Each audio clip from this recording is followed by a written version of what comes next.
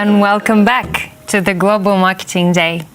My name is Olga Andrienko. For the ones that just joined, quick introduction, I'm the head of global marketing for SEMrush, and we're having a panel on content marketing. Any takeaways that you like from this panel, well, feel free to tweet it out with Global Marketing Day hashtag, and feel free to answer your questions in a question box underneath the video on the desktop on the globalmarketingday.com website. So with this, let's transition to our next session.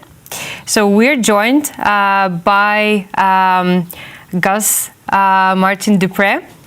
He is a consumer engagement manager in Canon, Australia. And Gus is a passionate digital marketing professional with experience in travel and consumer electronics space, who currently oversees social email channel at Canon. That's a lot. Yeah, I know. And after the presentation, we'll move on to our discussion with Gus and other two experts. We have Nick Brogden with us. Nick is a digital marketing consultant, and he's also an author, and he runs an agency. And Nick Granger, SEO specialist at Studio Hawk, and the girls with the SEMrush names. Yeah, came prepared.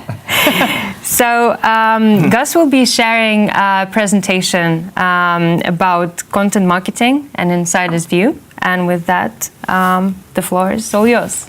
Thank you very much. I'm quite happy to be here. So my name is Gustavo. So if you are a Breaking Bad fan, you might find my name familiar. I have been working in digital for the last 10 years. I'm, of course, a consumer engagement manager at Canon. I was also invited to participate as a judge in the SEMrush Awards this year. Interested, of course, about SEO, content, and data analytics. I would like to start this conversation by asking the people in the audience, what are you passionate about? In my case, I have a 1-year-old daughter, and I don't have a lot of time to have more hobbies than trying to sleep from time to time, But I also like traveling, and of course, a lot of people like photography. So if there are any photographers in the audience, please let me know. It would be quite cool to know more about you, and make sure that you let me know about the type of gear that you use and the type of photography you enjoy the most.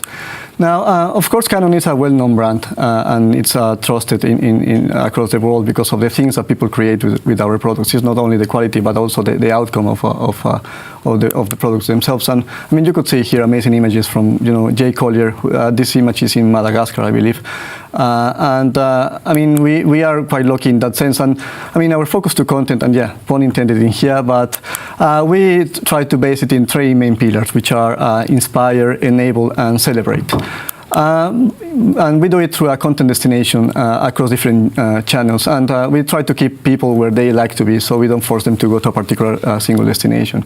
So it could be from our Canon Explore section to Instagram, Facebook, and all other sources.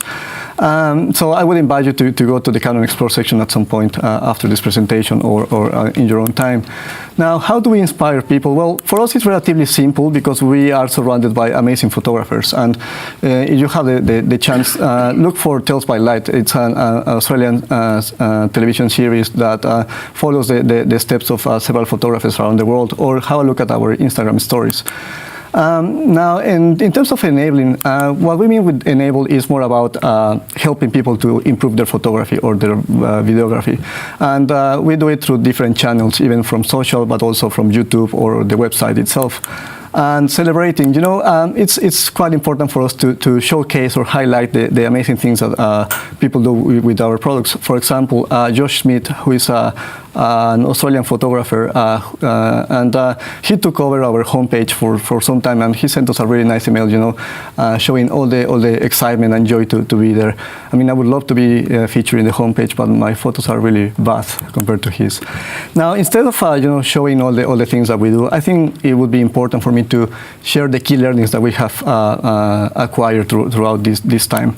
And first of all, I would recommend you to experience your product or your service. And some exclusions apply. So if you work for a hospital or your client is a criminal lawyer, yeah, you don't want to get into that detail. But of course, make sure that you try the product and you enjoy it and you try to learn it from the very beginning. In our case, we are lucky because we have a lot of events and workshops with photographers that are run across Australia, and Canon employees are encouraged to attend to those events. You need to have clear goals and processes. And sometimes when we talk about processes and creativity, you might think that they are not quite close together. But I think it's important to find a balance to understand, to have a proper flow of content, and you can generate content ideas. In our case, we have what we call the content room. It's just a weekly meeting in which we discuss ideas, we assess opportunities in the market. We also check campaigns, and we also measure a lot of the performance of our campaigns or our content. And also, it is team effort.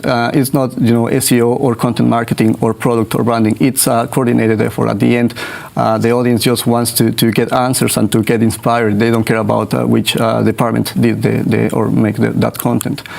You need to know your audience, and of course the SEOs around will tell you, yeah, you would start with keyword research, right? For sure, the SEMrush tools are amazing and they do all the legwork for you. What I would recommend after doing the keyword research is to validate your findings and go with people in the field or people who use the products. Go and do mystery shopping, for example, or talk to customer service. They will help you to expand your keyword list or to validate them. After that, I would recommend you to do either do word clouds or even mind maps. I find mind maps to be quite useful, especially to understand the landscape of the search query. So it would also help you to get a bit of ideas in terms of the type of personas that you want to target. And it also helps to understand the main pain points that the audience has. For example, in our case, when you are trying to learn photography, it is quite easy to just grab a camera, of course a real camera, and just go and shoot whatever you can all the time. But in some cases you could get frustrated, and it's just because the way people learn, it's like learning a new language or learning a new instrument.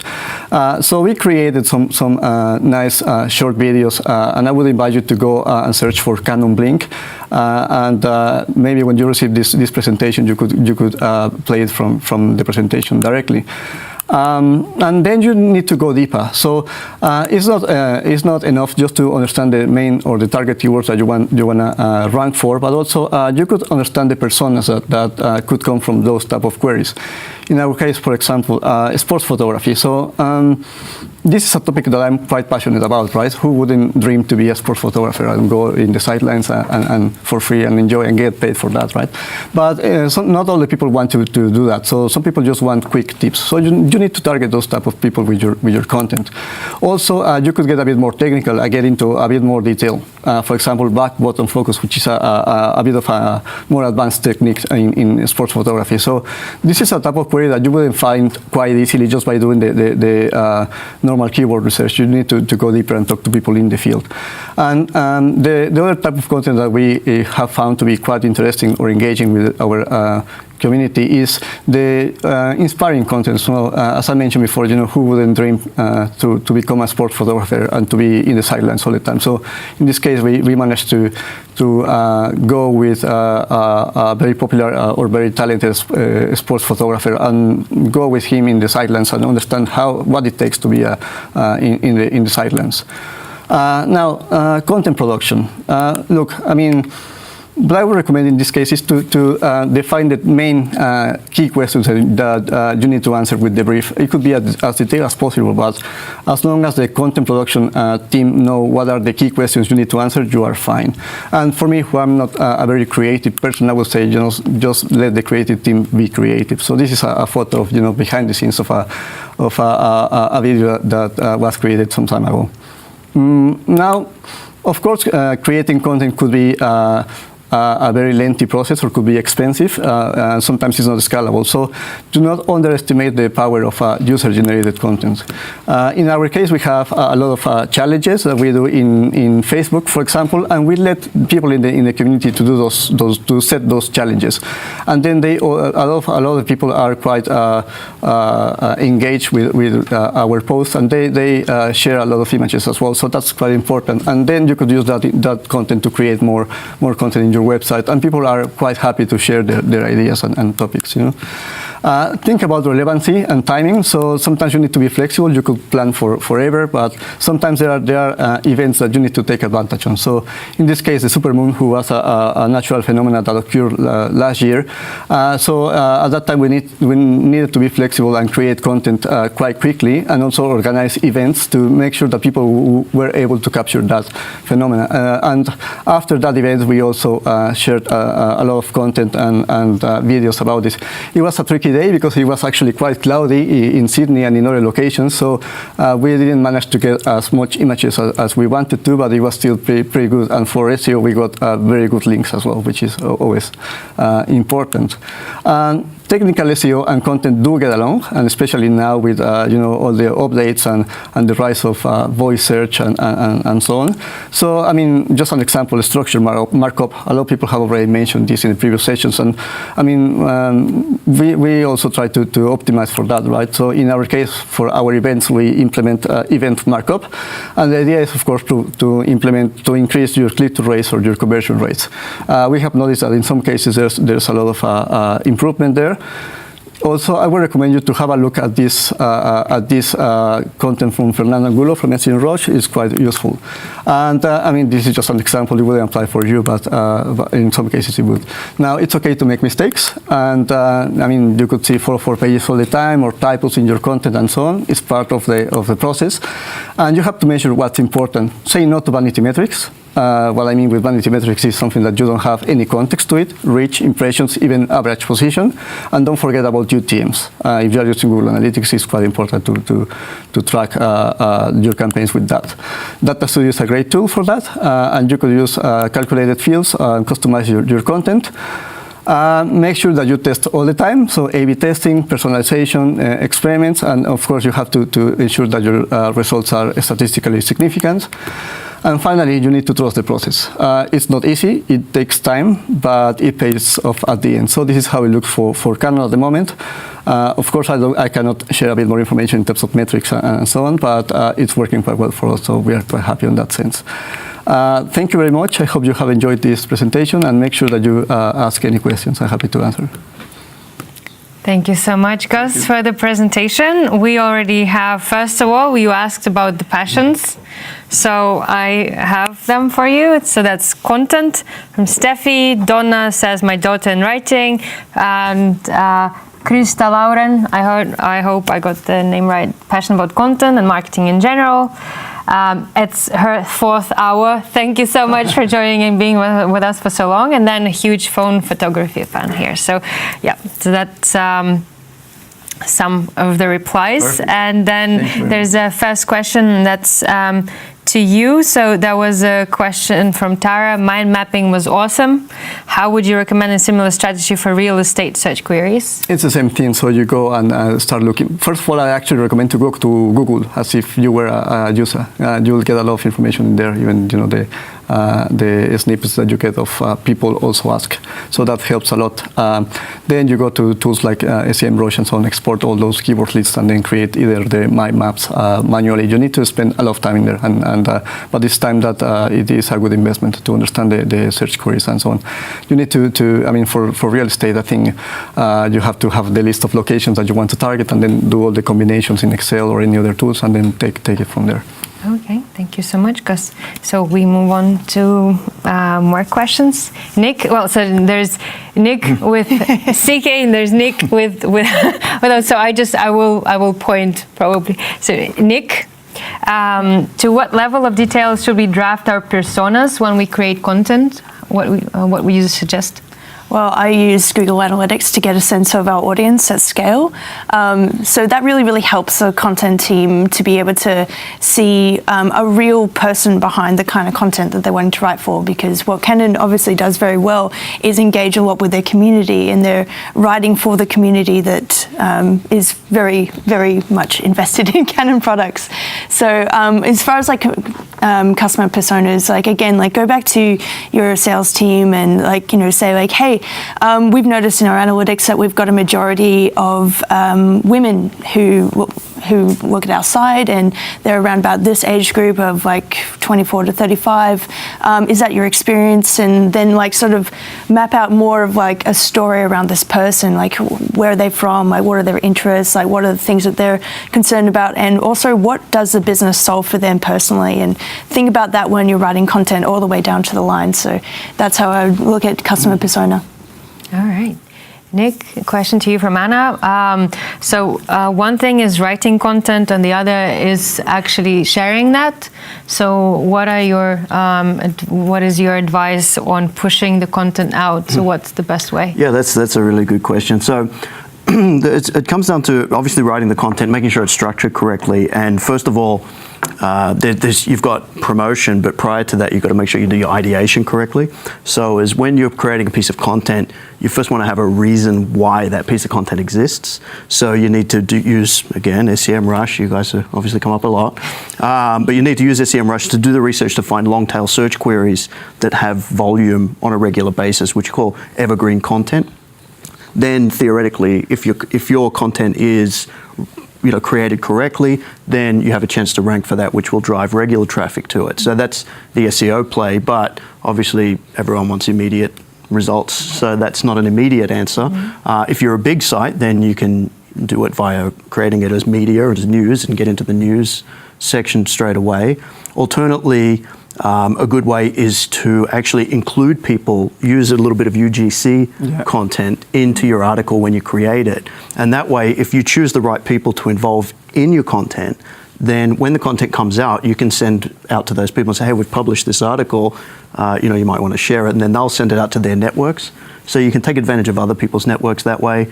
And then, of course, you can also, if you've got a target market for the content, which you should have, then you can boost it on social media to get it going. Yeah, and in some cases, it doesn't harm to amplify. Like you use like paid social. In some cases, there's limited budgets, of course, but it helps a lot to get the content out there as well. Yeah, but I used to do that a lot. Is when a piece of content comes out at first, especially even though it's a vanity metric, but if you use it to initially get shares, so pick up the share rate, then people are more comfortable, more confident, to share it themselves. All right. Gus, there's the question of how you promote content that you produce. So any more, is search the primary source of traffic to the content? It's search, social. Of course, people who are already subscribed to our database.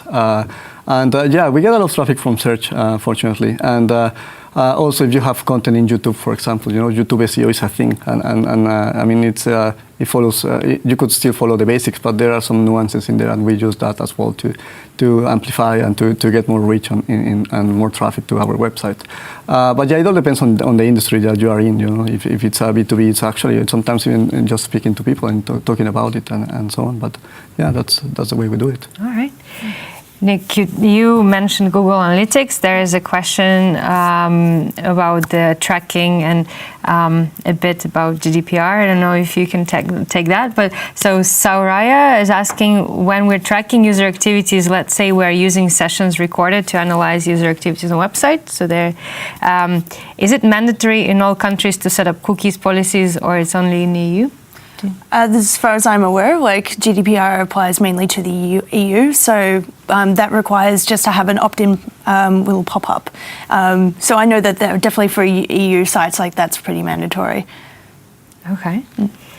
And question to Gus, encouraging people to share their work. What if no one does?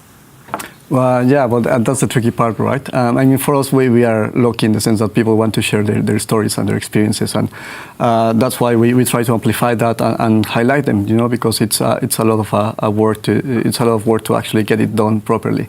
So we want to ensure that we credit people when they share their content to us. But yeah, I mean, it all depends on the industry. In some cases, it would be way harder for them to share it and so on. But I mean, lucky for us, we get a lot of content. For us, it's more about finding the right timing and how relevant it is for our audience. Yeah, I'd say if people aren't sharing your content, then it's sort of potentially you need to just do a bit more research into how you're creating your content before you write a piece of content. Again, back to my last question, sort of, you need to ensure that there's the reason for the content. Why would somebody share it? If you have a true reason as to why it should be shared and you've targeted the correct people when creating the content, then that shouldn't be a problem. All right. A question from Henry. Nick, that would be to you. What are your tips to increase user-generated content in case of lower user engagement? Yeah. Or just, what are your tips to increase user-generated content in general, and then how to encourage your fans to post more? I reckon you offer incentives. So ideally you want to create a community around your business. So this is where we can say, what is your value proposition? What is the thing that your business does uniquely? I know that there was a really, really great site out there that created a page that said okay, how many put in your salary, and then you can see how much Kim Kardashian basically will earn in minutes or seconds to your annual salary. And it's kind of depressing, but it's also hilarious, and it's a fun thing to share, and it's kind of stupid, but it's also kind of brilliant because it just sort of attaches itself to that person being innately curious, and then that sort of says oh, this is fun and this is something that's shareable, but also this is I think the site was around financial planning or something like that. So there was obviously it's related to the business, but it's being creative and thinking outside the box that you can really be quite creative with your content and the way that you go after it. Similarly, even if you're not as fun, maybe if you're a little bit drier, if you've got a calculator that easily just measures up something for tax or for mathematics for students or something like that, that can be really, really useful. I know with Christmas coming up, Secret Santa, Kris Kringle, if you've got a generator that says hey, just put all your family members' names in here, and we'll randomly generate that to match each other up. But maybe you could even have interests in there. So hey, if they're really interested in gaming, here's some really, really great specials that we've got on I don't know, DS games and things like that. So yeah, there's all kinds of ways you can creatively tackle that one, and that's why it's really fun to be in SEO. Could I jump in on that? Yes. There's one, there's very similar, but I've done some in content that worked really well, where it was for not finance, it was for a company that actually did closures of companies, so help people in financial trouble. And what we did was we actually looked at related verticals, because it was hard to produce UGC for this type of industry. So they were saying a lot of their clients came from trade industries.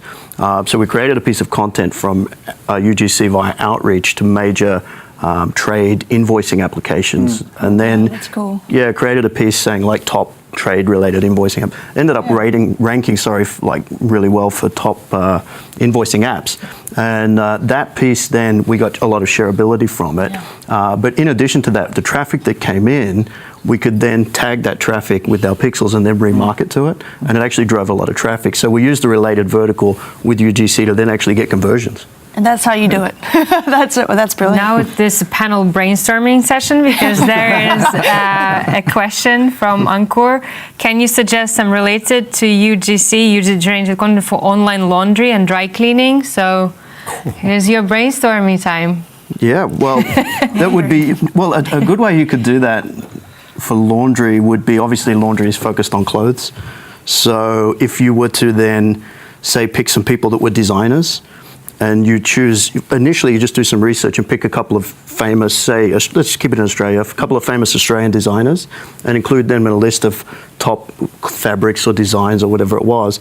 And then you reach out to get another 50 or so people that would really enjoy being listed with these top of the industry icon type people.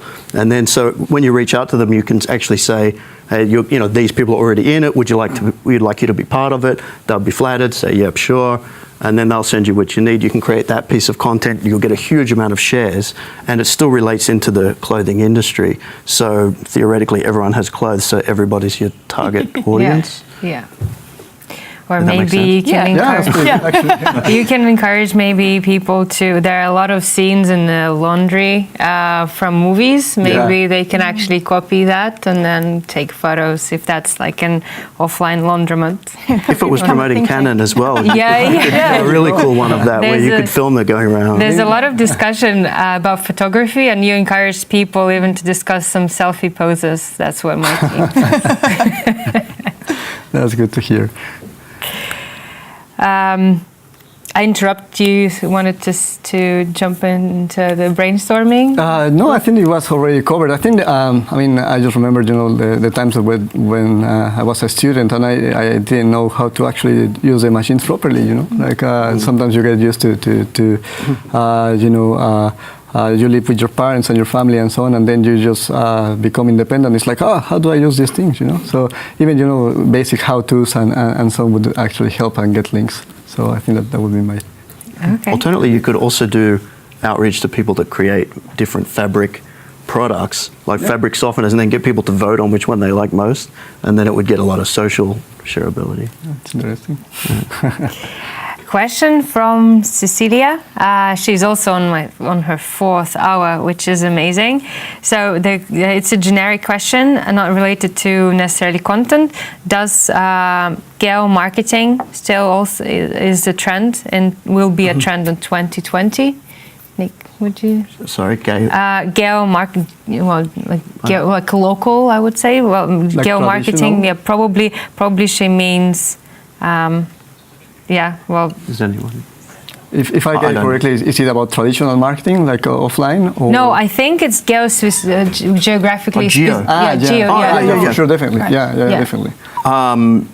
Geo-marketing is just bigger and bigger. It's huge. Sorry, I got so thrown off though. What was the actual question? So, will it still be a trend in 2020? Oh, more so. Yeah. I think it's getting more and more a trend, and if people, depending on your industry, but geographically, people are even starting to, it's becoming common to geographically target down to suburb levels for businesses. Going back to the laundromat, if you owned a chain of laundromats, geographical targeting would be where you made all your money. So there's no way that's going away. Yeah. And I guess it's also a matter of personalization, right? So you need to get answers that are locally relevant to you. So yeah, for sure, it's going to, in my opinion, it's going to increase. And it's also a big data-driven thing too. Like I often work by, if I've got to target a certain area, depending on budget, you break it down by data on where the most traffic is from certain regions or states, and then would target your marketing campaign geo-target to those areas. All right. Well, guys, it was a wonderful discussion. I enjoyed it a lot, and our listeners enjoyed it even more so, well, judging by the comments. So, Gus Martin Dupre, Consumer Engagement Manager at Canon, Australia. Nick Ranger, SEO Specialist at Studio Hawk, and Nick Brogden, Digital Marketing Consultant and author. Thank you so much, guys, for joining. And don't forget to tweet Global Marketing Day #, and tag, me, Olga Andrienko, or SEO Rush, so we could see that and also stream live to our audience. Thank you, and we're off to the next session.